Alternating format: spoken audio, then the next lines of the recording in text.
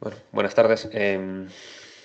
Vamos a continuar donde lo dejamos la semana pasada. Voy a repasar un poco lo último que vimos porque es importante, porque es lo último, lo que vais a hacer sobre todo en clases de problemas de esta semana. Y, y bueno, seguro que algún examen, algún ejercicio del examen final va a ser similar a los ejercicios que estáis haciendo en TGR. Veíamos el inversor el inversor CMOS, perdón. eh, y explicaba las diferentes zonas de funcionamiento. Bueno, lo había dejado después de explicar la zona 5 y explicar las corrientes. Las corrientes, bueno, son importantes para el tema de potencia, pero no a la hora de resolver problemas. Esto no tiene mucho interés. Pero sí, los valores límites de funcionamiento, explicaba que, bueno, se cogen los valores de tensión de entrada de nivel alto que se corresponde a la tensión de salida de nivel bajo máxima con pendiente -1 en la curva de transferencia, y lo mismo para la tensión de entrada de nivel bajo máxima que se corresponde a la tensión de salida de nivel alto mínima. ¿Vale? Recordad que estos son los valores límite que garantiza la puerta a su salida, y estos son los valores límite que necesita la puerta a su entrada para producir estos valores a la salida. Entonces, mientras estemos dentro de estas tensiones para el nivel bajo a la entrada y estas tensiones para el nivel alto a la entrada, pues la puerta nos garantiza el funcionamiento correcto y además nos garantiza unas tensiones de salida que están dentro de este rango. ¿Vale? Lo ideal, obviamente, es que las tensiones de salida sean lo más cercanas a la tensión de alimentación y a cero posible, es decir, que estos valores estén lo más separados posible, de manera que las tensiones de salida sean lo más diferentes posible. Y lo ideal es que estas tensiones de entrada sean lo más permisivas posible, es decir, que estén lo más cercanas al centro posible. Porque eso quiere decir que la puerta va a funcionar bien con tensiones más permisivas, lo cual va a aumentar el margen de ruido. Bien. Y esto siempre se muestra así para esta curva de transferencia, que es la curva de transferencia que hallamos con corriente igual a 0. Recordad que las suposiciones que hicimos para derivar las diferentes regiones de funcionamiento, la región 5, la región 4, 3, 2, 1, siempre para esta curva asumíamos estas condiciones. ¿Vale? Que las constantes de transconductancia fuesen iguales para los dos transistores, que las tensiones umbrales fuesen iguales, que las tensiones umbrales además fuesen menores que la mitad de la tensión de alimentación, o lo que es lo mismo, que la tensión de alimentación sea mayor que 2 veces la tensión umbral, y sobre todo que la corriente de salida sea 0. Entonces, bueno, esto lo asumo para derivar las regiones de funcionamiento, que es importante, pero si os fijáis, los que ya habéis empezado TGR esta semana, siempre hay una corriente de salida. Entonces, bueno, está bien para derivarlos, pero es importante darse cuenta de que la corriente de salida muchas veces no va a ser 0. ¿De acuerdo? Y en los problemas que vais a resolver en general, siempre os da una corriente de salida. Y esa corriente de salida, obviamente, influye en la función de transferencia. Entonces, esa derivación está bien para hallar las regiones de funcionamiento, pero nunca es una curva tan perfecta. De manera que en la región 1 y en la 5, que son las más interesantes, la tensión no va a ser o 0 o V de D. ¿Vale? En la práctica, en la región 1 y en la 5, cuando hay corriente, esa tensión empeora. Entonces, veíamos un poco a toda prisa el último día cómo la corriente de salida afecta a la curva de transferencia. ¿Vale? De manera que, lo que decía, cuando la corriente de salida es 0, siempre se toma corriente de salida entrante. A veces va a ser saliente cuando la tensión sea alta y va a ser entrante realmente cuando la tensión sea baja. Por eso va a ser positiva cuando la tensión sea baja, está ahí su O, y negativa cuando la tensión de salida sea alta. Pero como hay que coger un sentido, pues siempre se coge entrante. Bueno, pues lo que veíamos es que teníamos la curva roja con una corriente igual a 0, que se acerca bastante a la verde, que es la del inversor ideal. Pero cuando la corriente es distinta de 0, lo que pasaba es que esa curva se aleja de la ideal, que es esa curva verde que nos gustaría tener en un inversor. ¿vale? Y esto se debe a que cae tensión en la resistencia que está en ómica. Si estamos en la región 5, que es esta de aquí, ¿vale? Es decir, una tensión de entrada alta. La tensión de entrada alta lo que hace es poner en ómica al NMOS, al Q1, y en corte al Q2, pues lo que pasa es que si la corriente era 0, pues la tensión era 0 a la salida, que es lo ideal, teníamos esto de aquí, pero cuando la corriente es distinta de 0, como esto es una resistencia, pues la tensión que hay aquí es esa corriente multiplicada por esa resistencia, ¿vale? Que es la expresión que tenéis aquí. Y si estamos en la región 1, que sitúa al NMOS en corte y al PMOS en ómica, en lugar de la tensión de salida VDD, que es la que tenemos en esta situación de aquí, que es lo ideal, repito, lo ideal siempre es que las tensiones de salida sean lo más cercanas posible a la alimentación y al cero. Entonces, lo que veíamos es que esta tensión de salida empeora bajando, ¿vale? Aquí aparece una suma VDD más I sub O por RDS de 2, pero tened en cuenta siempre que I sub O es entrante y la corriente de salida, cuando la tensión de salida es alta, la corriente va a ser hacia afuera, ¿vale? Entonces esta I sub O va a ser negativa y por lo tanto esto va a quedar una resta, VDD menos un valor. Y por eso se ve esto de aquí. ¿Vale? De hecho, si simuláis en Spice, por ejemplo, una manera de verlo es esto de aquí. Si tenéis una puerta inversora, que es esto de aquí, un PMOS y un NMOS, y una fuente de alimentación, si simulamos esto, fijaos que VO no está conectado a nada, ¿vale? Simplemente tengo las resistencias puestas para conectarlas ahora. Si simulamos esto y medís con un DC sweep, variando la tensión de entrada desde 0 hasta 5 en pasos de 0,01, pues lo que observáis es esto de aquí, ¿vale? Es la curva que estamos viendo constantemente cuando no hay corriente. Es una curva que vale 5 exactamente, que es la tensión de alimentación en la zona 1. La tensión umbral que estoy cogiendo para los NMOS y PMOS es 1, así que pues vale 5 hasta 1 voltio. A partir de 1 voltio empieza a caer. ¿Vale? Esta es la región 3, la región en la que los dos transistores están en saturación. Luego pasa por la 4 y en la región 5 de nuevo vale 0 voltios, ¿vale? Entre 4 y 5 voltios. Pero si simplemente conecto unas resistencias a la salida, ¿vale? Lo que tengo ahora es, va a haber corriente a la salida, tanto cuando la tensión de alimentación sea alta, cuando VO es alta, pues va a haber corriente que viene hacia R2, y cuando la tensión de salida es baja, lo que va a pasar es que va a venir corriente a través de R1. Entonces, así consigo simular que haya una corriente entrante a la puerta cuando VO es baja y saliente de la puerta cuando VO es alta. Entonces, si simulo esto otra vez, lo que pasa es esto de aquí. ¿Vale? Ahora la tensión VO no llega a 5 voltios en la región 1. Además, fijaos que va decreciendo. Y va decreciendo porque la resistencia en la región 1, el que conduce es el PMOS.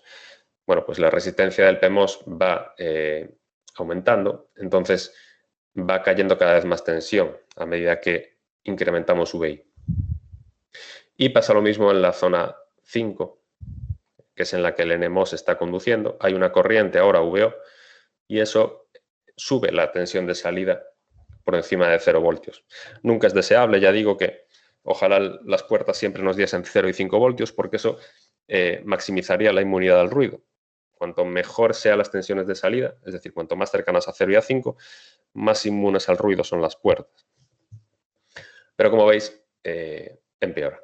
Y si cambio las resistencias, por ejemplo, en vez de 5K pongo un K para que aumente la corriente, pensad que reduciendo las resistencias hago que aumente la corriente que sale a través de VO. Si vuelvo a simular, pues ahora las tensiones de salida son aún mucho peores. Ahora incluso en la región 0 ni siquiera llego a 4,5 voltios y en la región 5 no llego, supero los 0,5 voltios. ¿Vale? Entonces, como veis, las corrientes afectan negativamente a las puertas. Y podéis decir, bueno, pero es que en teoría lo que hay detrás es otra puerta que no tiene corriente de entrada. Siempre estamos diciendo que la corriente de entrada a las puertas es cero, porque lo que hay aquí es otra puerta como esta, es cierto, y en las puertas no circula corriente a través de la puerta del transistor, ni del PMOS ni del NMOS. Eso es cierto, pero en conmutación sí que va a haber corrientes de salida debido a las cargas de los condensadores que supone tener puertas a la salida de las puertas, ¿vale? Es decir, si tenemos una puerta a la salida de esta puerta, esas puertas que están a la salida actúan como condensadores que se están cargando y descargando constantemente y eso provoca una circulación de corriente. Por eso en los ejercicios que hacemos generalmente hay una corriente de salida. En la práctica sí que hay corriente de salida, no porque circule corriente desde la puerta hacia esta zona de aquí, ¿vale? Desde aquí no viene corriente atravesando esto, los transistores, pero sí hay corrientes que están cargando y descargando las puertas. Con puerta me refiero a las gates de los PMOS y NMOS. Entonces, esas corrientes provocan una deformación de la curva de transferencia, que es lo que se ve aquí. Por eso los fabricantes especifican los valores límite para una corriente de salida dada. No asumen una corriente de salida I sub O igual a 0, porque eso no es realista. Entonces, I sub O realmente va a ser distinto de 0. Y por eso, pues, por ejemplo, tenemos estos valores de VOH mínima y VIL máxima para una corriente de salida. Entonces, como dije el otro día y como estáis viendo los que ya hicisteis los problemas de TGR de esta semana, los que habéis empezado, conmigo habéis tenido un grupo el lunes, creo que otro grupo también ha tenido el lunes, y no sé si el martes, hoy tendréis otro grupo. Lo típico es que os demos la tensión de entrada y o bien la tensión de salida o la corriente de salida y tengáis que hallar el otro, ¿vale? Entonces, ¿cómo se hace esto? Bueno, pues ya lo habéis visto algunos en las clases de TGR. Hoy voy a hacer otro ejemplo yo también, pero es muy sencillo. Simplemente es tener en cuenta que el transistor que está conduciendo en zona 1 o en zona 5, que va a ser o bien el NMOS o bien el PMOS, es una resistencia. Entonces, en esa resistencia va a caer una tensión provocada por esta corriente de salida. Eso es para hallar la VO, y si nos dan la VO y tenemos que hallar la IO, pues lo mismo.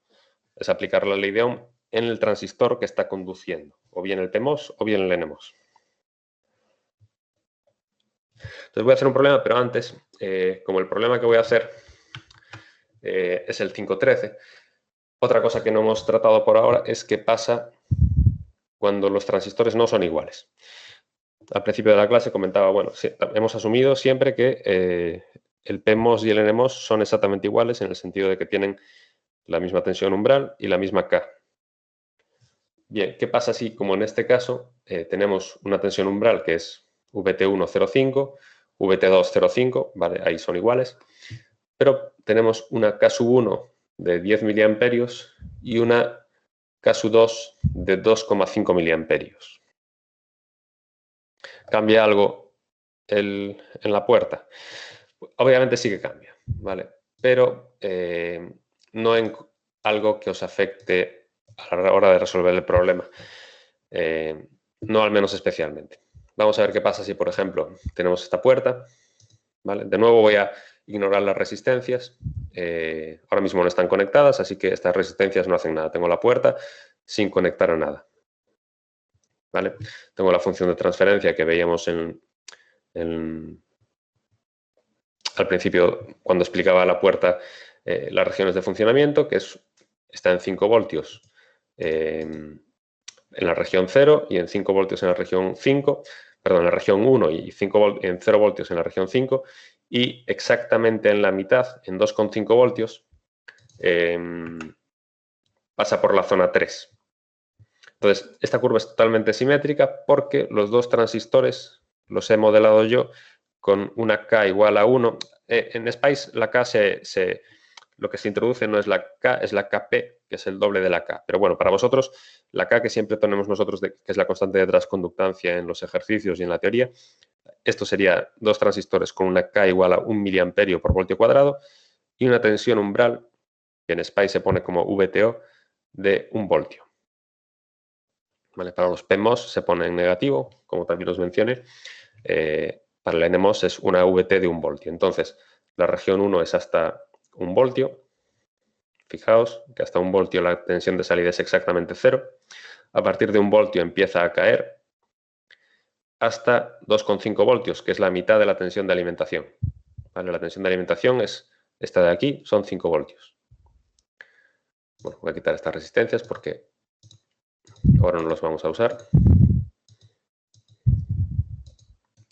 Vale, la tensión de alimentación es 5 voltios. Entonces, el paso a la región por la región 3 es en 2,5 voltios. Luego pasamos a la región 4 y entramos en la región 5 cuando la tensión de entrada es 5 menos 1 voltio, que es la tensión umbral del NMOS. ¿Vale? Entonces, ¿qué pasa si, por ejemplo, en vez de una VTO de 1 en el NMOS, pongan una tensión umbral de 2 voltios? Bueno, pues lo único que pasa es que la curva se desplaza. ¿Vale? Ahora, el NMOS no empieza a conducir hasta que la tensión de entrada supera los 2 voltios. Pero si os fijáis, todo lo demás es exactamente igual. Y además es bastante intuitivo en el sentido de que, vale, la tensión umbral ahora en el NMOS llega hasta 2 voltios.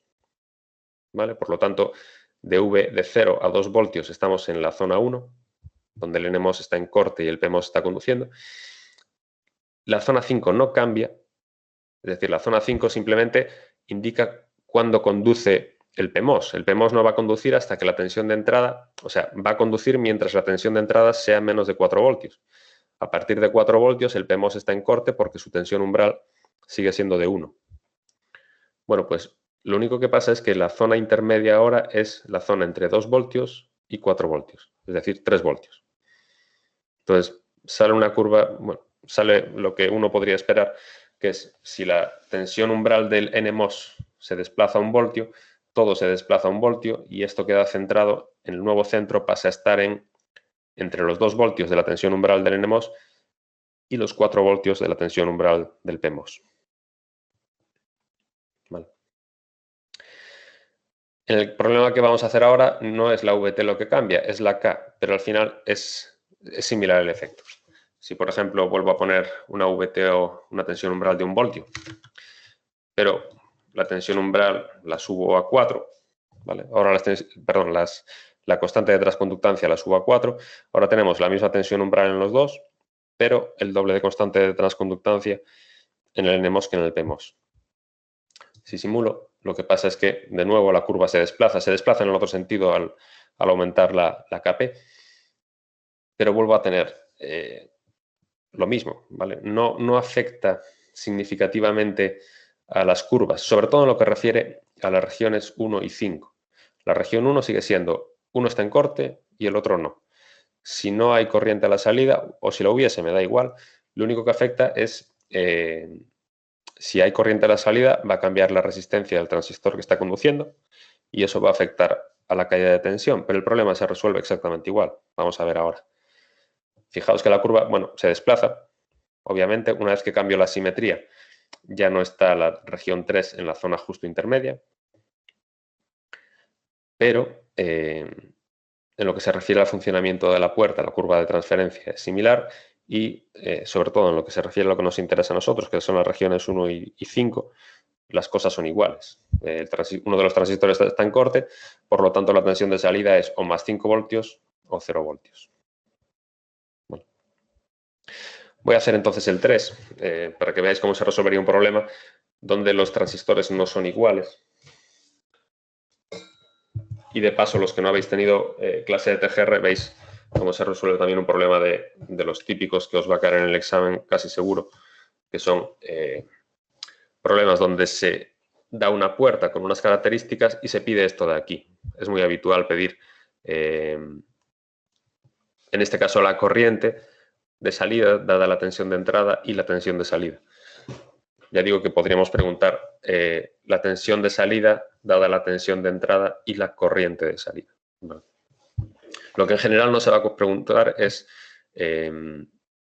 la corriente de entrada, la tensión de entrada, perdón. Eso es una pregunta un poco más complicada y no es lo que se suele preguntar. Entonces, en el ejercicio nos dice que tenemos una puerta inversora CMOS básica alimentada con 2,5 voltios. Bueno, entonces tenemos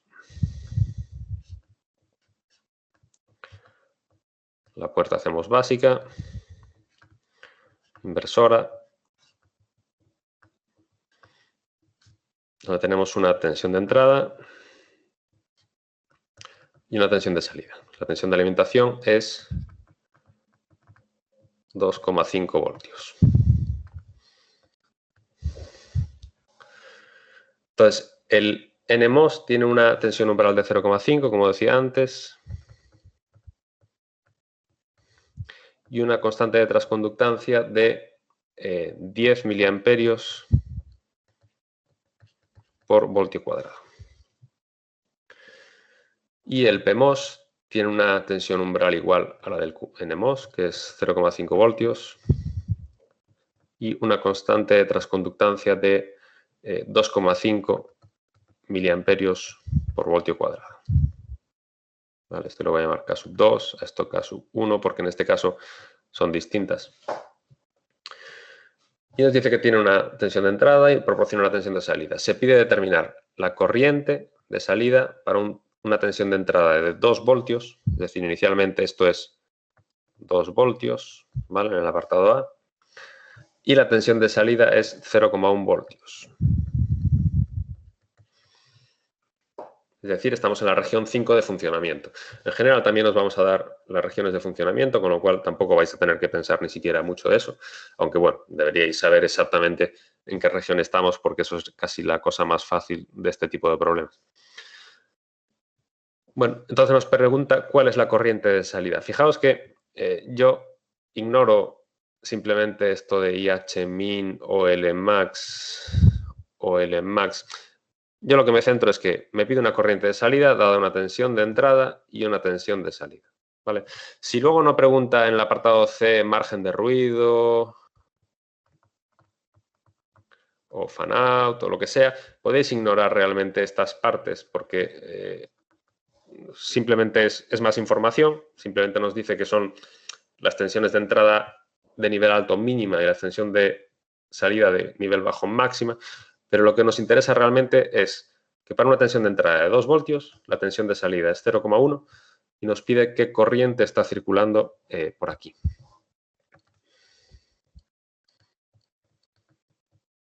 ¿Vale?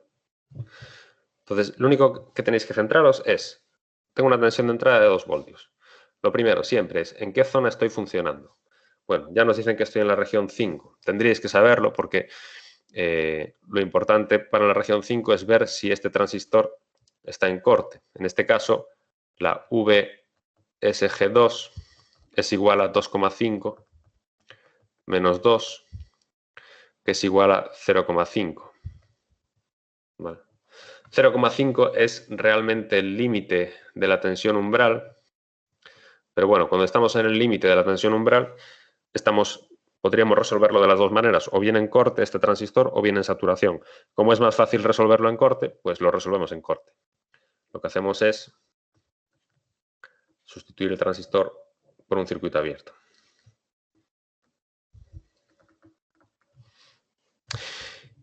Y aquí tenemos el transistor, este transistor, 2 voltios, 0,5, VGS1 es igual a 1,5 voltios, que lo sitúa en la zona óhmica.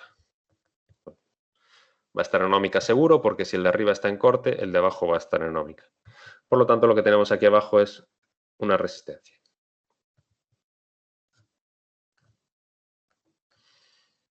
Entonces, todos estos problemas se resuelven igual. Uno está en corte, podría estar en saturación. De hecho, hay un ejemplo de los que se hace esta semana en TGR que está en zona 2 y en zona 4. Entonces, el que no está en óhmica podría estar saturado. Pero en este caso ni siquiera tenemos ese problema, con lo cual esto simplemente actúa como un circuito en el que hay una resistencia RDS1, que es igual a 1 partido de K sub 1, en este caso. Hay dos Ks, así que no solo hay una K, por VGS1 menos VT. Vale, es un problema como el del tema anterior. Tenemos una resistencia que vale esto, que es igual a 1 dividido de K sub 1, es 10 miliamperios por voltio cuadrado. VGS1 es 1,5 voltios. Perdón, VGS1 es 2 voltios. Esto me equivoqué aquí. VGS1 es 2 voltios. Yo ya estaba restándole VT. VGS1 es 2 voltios, ¿vale? Menos VT, que es 0,5 voltios. Y esto es, pues, 10 dividido entre 1 partido de 10 por 1,5, que es 1 partido por 15 kiloohmios. ¿Vale?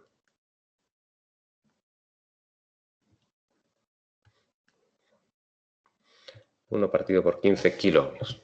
¿Vale? VGS1 es 2 porque simplemente es la entrada en el NMOS. ¿Vale? Yo estaba restándole la VT porque al final lo que siempre se utiliza es realmente VGS1 menos VT, pero no. Realmente VGS1 obviamente son 2 voltios. ¿De acuerdo? Bien, pues lo que nos está diciendo es que tengo una resistencia de 1 partido por 15 kiloohmios y la tensión de salida es 0,1 voltios.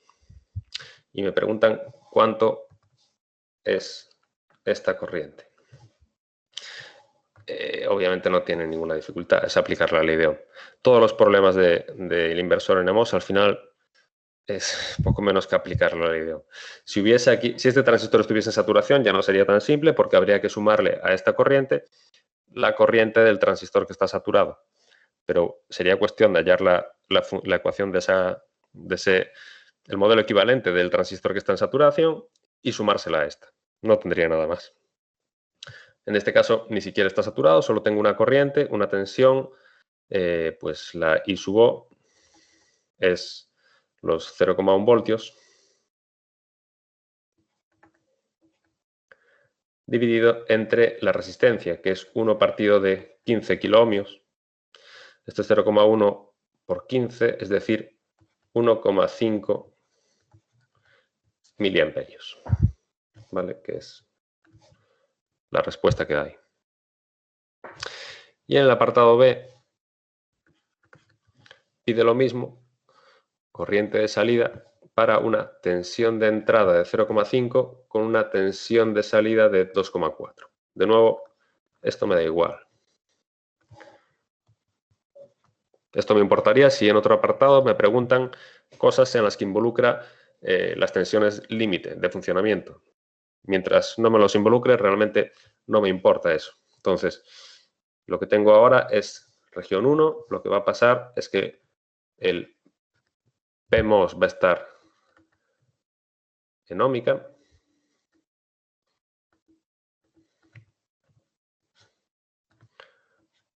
Y el NMOS va a estar en corte. ¿Vale? Esta resistencia va a ser 1 partido por K sub 2, VSG2 menos VT, que en este caso es 1 partido por la K2 ya no es 10, ahora es 2,5. VSG2, la entrada en el apartado B es, voy a borrar esta, la entrada en el apartado B es 0,5 voltios y la salida es 2,4 voltios.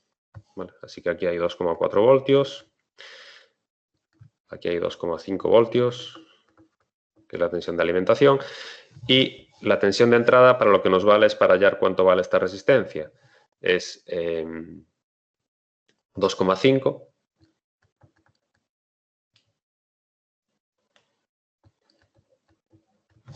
menos 0,5, ¿vale? Eso sería VSG2. VSG2 ahora es 2,5 menos 0,5 igual a 2 voltios. Y menos VT. VT que es 0,5.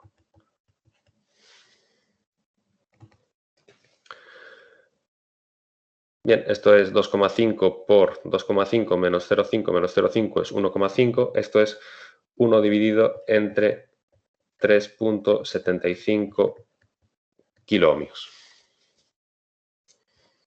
¿Vale? Como las constantes de transconductancia son distintas, a pesar de que esto de aquí es igual, ¿vale? Aquí es 1,5, aquí es 1,5, las resistencias no salen muy distintas, porque la constante de transconductancia lo que nos indica es eso, cómo de bien conduce un transistor cuando conduce para una determinada tensión de entrada. Entonces, las resistencias son distintas, pero el problema se resuelve exactamente igual. Ahora lo que me interesa es cuánto vale I sub O.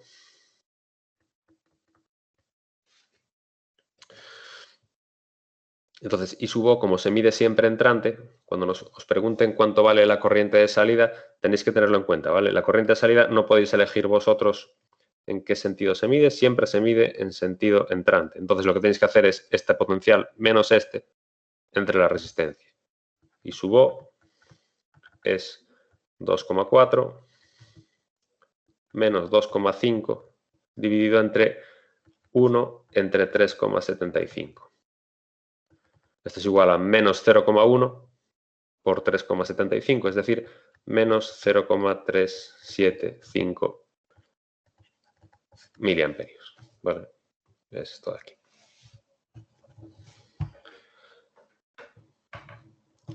Entonces, como veis, que las K sean distintas no afecta en nada.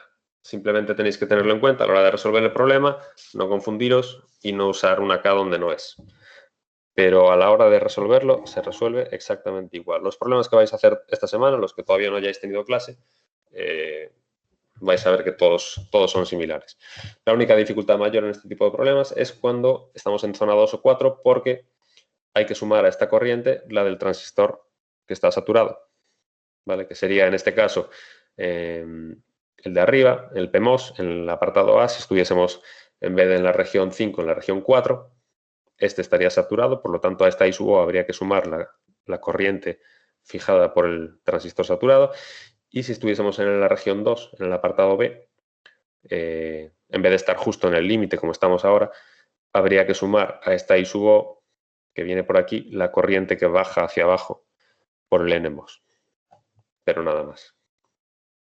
Todos los problemas en general de inversor CMOS son bastante sencillos, por lo que veis.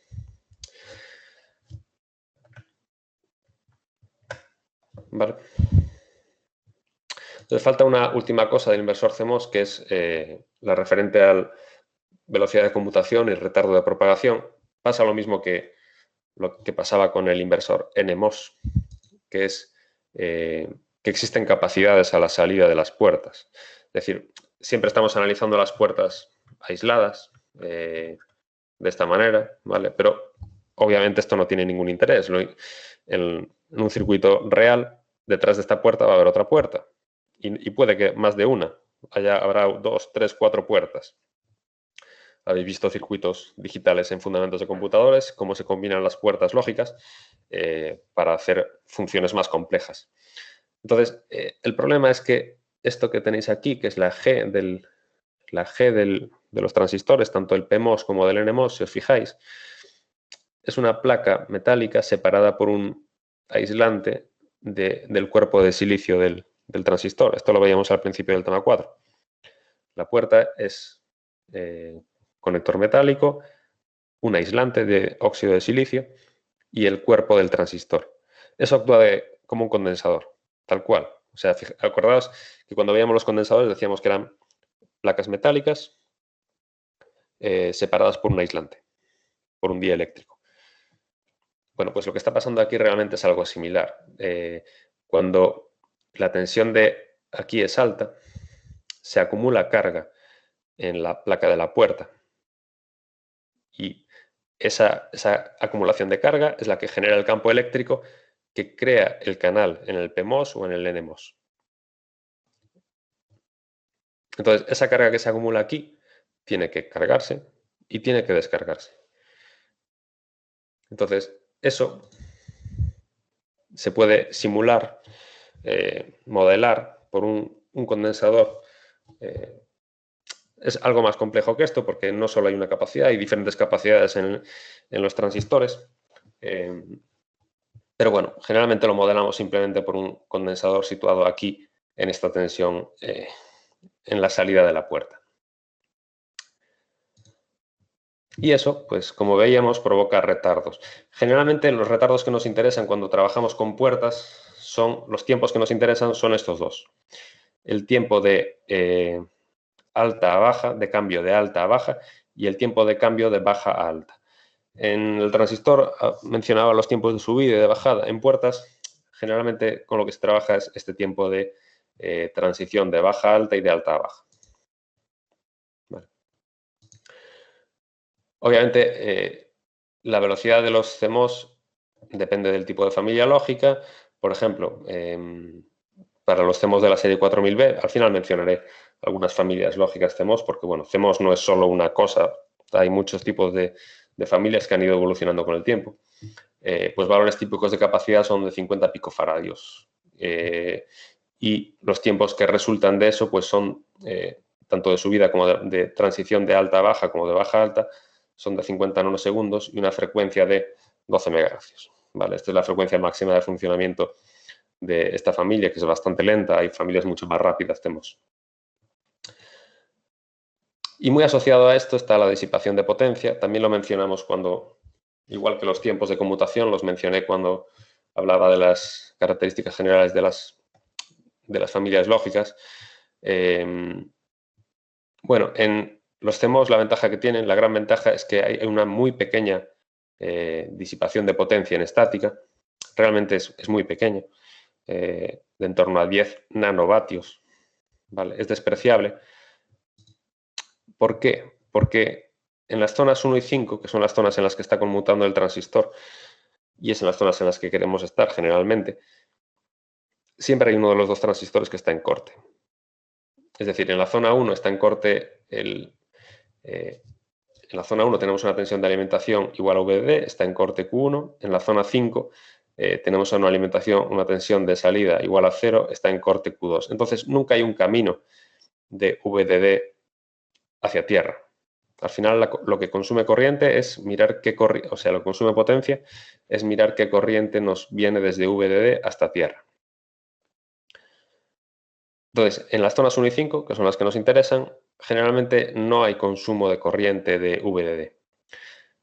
Pero eso sería si el transistor estuviese sin conmutar, es decir, si estuviese quieto. Un transistor, una puerta lógica quieta, no vale para nada. En la práctica, lo que nos interesa es qué pasa cuando la puerta está cambiando constantemente de salida.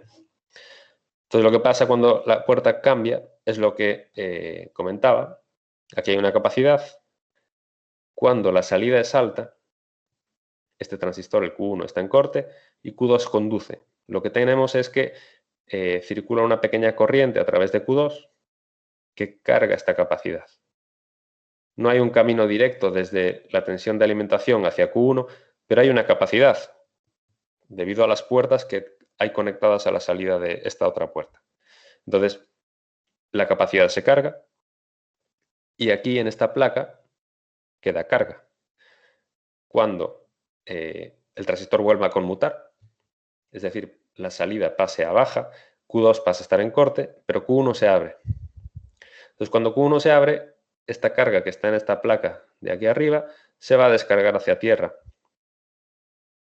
¿Vale? Esa carga, esta capacidad y esas cargas que se acumulan en las puertas de las siguientes puertas, se llama puerta tanto a la entrada de los transistores como a la puerta lógica, es un problema, pero ahora estoy hablando de las puertas de los transistores, ¿vale? De las gates. Esa carga que se acumula en las puertas de los transistores que están situados aquí, primero circula a través de Q2 y luego se vacía a través de Q1. Cuando vuelva a subir la tensión VO a alta, es decir, cuando vuelva a conmutar la salida, va a volver a pasar lo mismo. Entonces, eso provoca un consumo. Y es la fórmula que os ponía también cuando hablaba de las características generales de las familias lógicas, es esta fórmula de aquí. Vale, es fácil de derivar. La potencia dinámica es proporcional a la frecuencia, obviamente, porque cuanto más frecuencia, más veces cambia la puerta de 1 a 0 y de 0 a 1. Es proporcional al voltaje al cuadrado, porque es como la energía que se hace falta para cargar un condensador es proporcional al voltaje al cuadrado, eso lo veíamos en el tema 2. Y es proporcional también a la capacidad que tenemos aquí conectada. Cuanto mayor sea la capacidad a la salida de una puerta, mayor es el consumo. En lo referente al consumo, ya para terminar, una cosa importante de las familias CMOS es precisamente el bajo consumo. Y ese bajo consumo viene principalmente por precisamente que uno de los dos transistores siempre está en corte. Entonces, si os acordáis de NMOS, el inversor NMOS tenía esta función de transferencia. Bueno, es una función de transferencia tan buena como la de CMOS, ¿vale? Porque la tensión de salida no llega nunca a cero. Acordaos de que lo que teníamos aquí era un divisor de tensión cuando el transistor NMOS está conduciendo. Cuando el transistor NMOS está en corte, bueno, simplemente la tensión de salida es la de alimentación, es 5. Por lo tanto, digamos, entre comillas, en la región 1 del inversor NMOS, porque aquí no suele hablar de regiones, pero bueno, cuando el transistor NMOS está en corte, la tensión de salida es 5 perfectamente, porque está en corte, pues la tensión de salida es directamente la de alimentación. El problema es que cuando conduce NMOS, así como en la puerta CMOS, cuando conduce el NMOS, el PMOS está en corte y lo que tengo aquí es 0, perfecto. Aquí sí que hay, la resistencia de arriba no cambia. Es el problema que tiene el inversor NMOS. Esta resistencia es fija. Entonces lo que tengo aquí es un divisor de tensión y la tensión de salida pues simplemente es proporcional a esta resistencia de abajo, el transistor de abajo, con respecto a la tensión a la resistencia de arriba. Vale, entonces tengo una función lógica así, pero el principal problema no es esta tensión de salida, sino el consumo. Si analizamos el consumo, en vez de hacer un barrido de C, voy a hacer un análisis transitorio. Por ejemplo, 6 microsegundos. Y analizo pues la tensión de entrada, azul, la tensión de salida en verde. Tengo una puerta perfecta, pero voy a conectarle el condensador para que sea un poco más realista, ¿vale? Eso lo que hace es, como veis, generar unos pequeños retardos que son, bueno, proporcionales a la capacidad del condensador. Al final es una constante de tiempo, se está cargando a través del PMOS y se está cargando a través del NMOS. ¿Vale? Aquí voy a hacer lo mismo.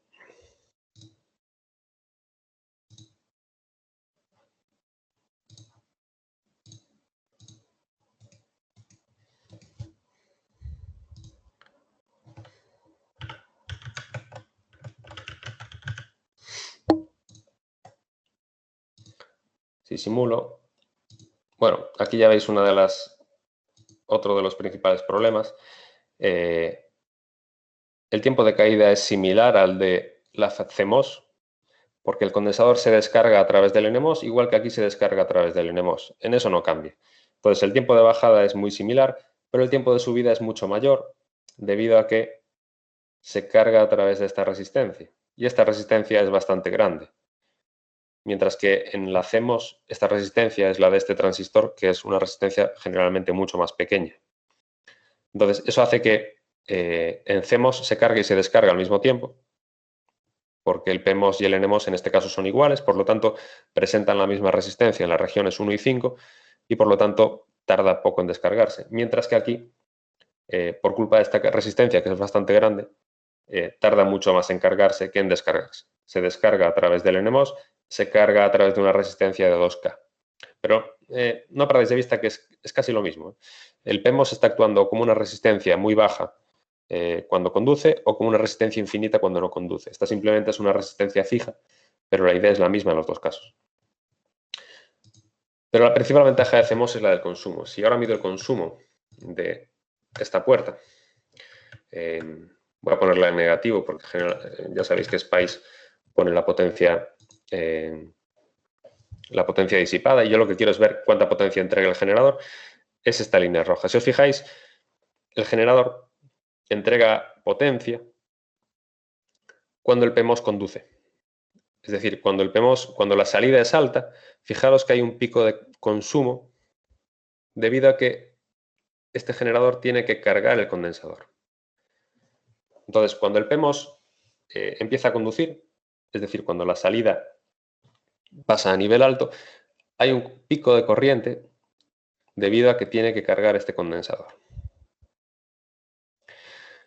Cuando la salida pasa a nivel bajo, el generador no se entera porque lo que pasa es que el transistor PMOS pasa a corte, el NMOS pasa a conducir y esa capacidad que había que almacenada la descarga a través del NMOS. Cuando vuelva a cambiar la salida, vuelve a haber otro pico de consumo. ¿Vale? Pero bueno, es lo esperable. ¿Pero qué pasa en el NMOS?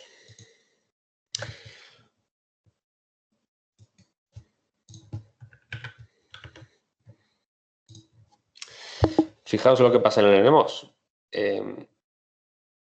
La corriente, que es la roja, ya no hay picos de consumo. Es que el generador está consumiendo potencia constantemente. ¿Vale? Estamos aquí en 12 milivatios cuando la salida está a nivel alto. La cosa está en que en el CMOS siempre hay un transistor que está en corte una vez que se alcanzan las condiciones estáticas. ¿Vale? Las condiciones estáticas se alcanzan cuando el condensador ya está cargado y por lo tanto estamos en la región 1 o en la región 5 estables. Ese es el consumo de potencia en estática.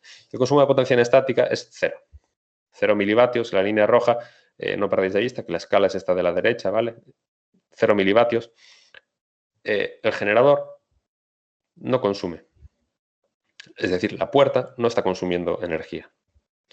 Mientras que en un inversor NMOS y en un PMOS pasa lo mismo, la puerta está consumiendo constantemente energía cuando el NMOS está conduciendo. ¿Por qué? Porque hay un camino desde la zona de alimentación hacia la Tierra. Entonces hay un circuito aquí cerrado y el transistor está consumiendo constantemente potencia. Por eso no se usa tecnología NMOS, aparte de los problemas de que esta resistencia no se pueda controlar y por lo tanto provoque tiempos de carga y de descarga distintos. El principal consumo realmente es la potencia disipada. Si yo calculo la media de consumo de este generador, son 6,9196 milivatios en 3 periodos de señal.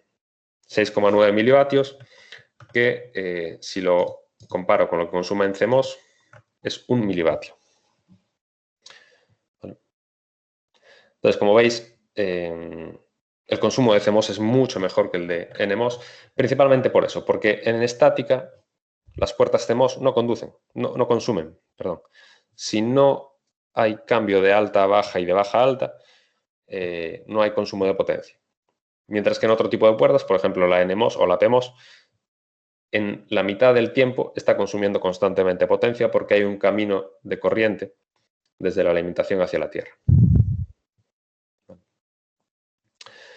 Entonces, bueno, es una de las grandes ventajas de CMOS y es una de las principales razones por la que es la tecnología que se utiliza hoy en día para prácticamente todo.